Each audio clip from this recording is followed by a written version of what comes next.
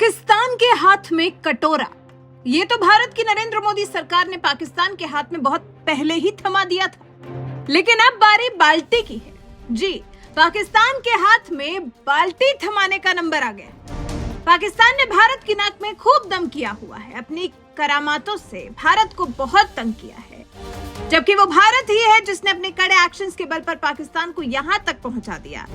भारत के सामने सिर उठाने तक की हिम्मत नहीं रख पा रहा है पाकिस्तान, जिसने पहले जम्मू कश्मीर के उरी और पुलवामा हमले तक को अंजाम दिया था। लेकिन शायद उसे नहीं पता था कि नरेंद्र मोदी का नया भारत है, जो ईंट का जवाब पत्थर से देने में देर नहीं लगाता। भारत ने जवाब दिया, आतंकी हमलों का जवाब डंके की चोट पर दिया, और हश्र ये हुआ कि अब पाकिस्तान के पास अलग अलग देशों के पास जाकर भीख मांगने के अलावा और कोई रास्ता बचा ही नहीं है। कभी वो अमेरिका के आगे हाथ फैलाता है तो कभी चीन से कुछ दे देने की गुजारिश करता है। अपने मित्र चीन के पास से फिर सऊदी पहुंचने में भी देर नहीं लगाता पाकिस्तान।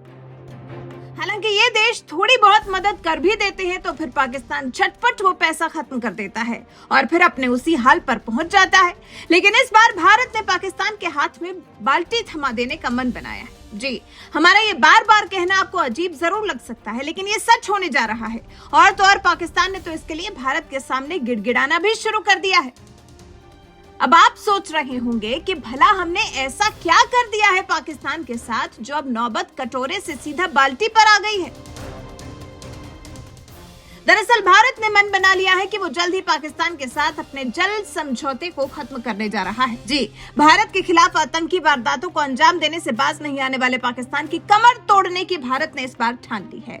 हालांकि पाकिस्तान की अकल ठिकाने आती हुई लग रही है, क्योंकि जैसे ही उसे इस बात की भनक लगी है कि भारत उसके साथ के सिंधु नदी जल समझौते को खत्म करने जा रहा है, वैसे ही उसने भारत के आगे गिड़गिड़ाना शुरू कर दिया है। पाकिस्तान का कहना है, हमें उम्मीद है कि सिंधु नदी जल समझौते को भारत सद्भावनापूर्ण लागू करेगा।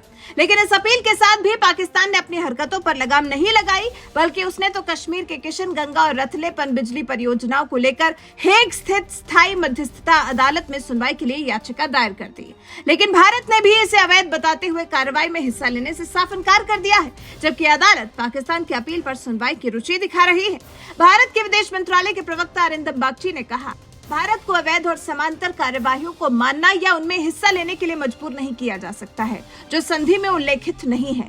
भारत ने संधि के विवाद निवारण तंत्र का पालन करने से पाकिस्तान के इनकार के मद्देनजर इस्लामाबाद को जनवरी में नोटिस जारी कर सिंधु जल संधि की समीक्षा और इसमें संशोधन की मांग की थी। ये संधि 1960 में विश्व स्तरीय बैंक की मध्यस्थता में सीमा पार नदियों के संबंध में दोनों देशों के बीच हुई थी। भारत ने इस बारे में मध्यस्थता अदालत को कह भी दिया है, जब कार्यवाही ही अवैध है तो भारत को इसमें शामिल होने के लिए बाध्य नहीं किया जा सकता।